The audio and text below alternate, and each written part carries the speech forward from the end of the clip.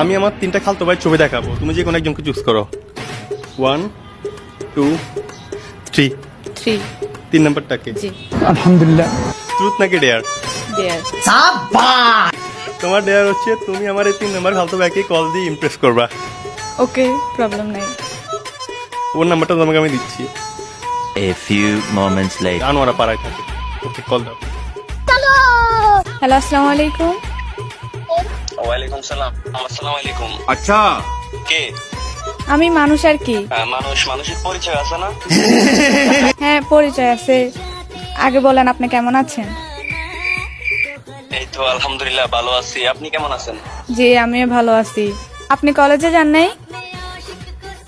না যাই নাই আজকে। কেন? না, আপনাকে সবসময় কলেজে যেতে দেখি তো তাই।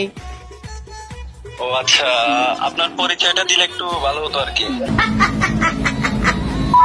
এখন বলতেছি কি, কালকে মিট করবেন?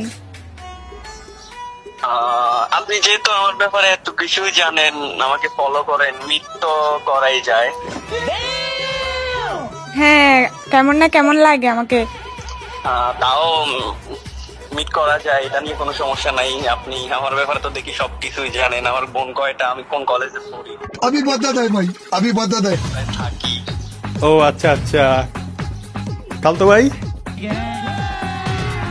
কিরে? আমি হাসান বলতেছি আর কি।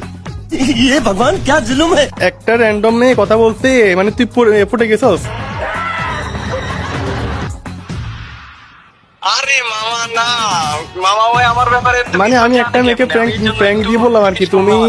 তুমি আমার খালতো ভাইকে একটু ইমপ্রেস করার চেষ্টা করো। ওরে তুই চিনস না, একটা মেয়েকে জানোস না, তুই পটে গেলি।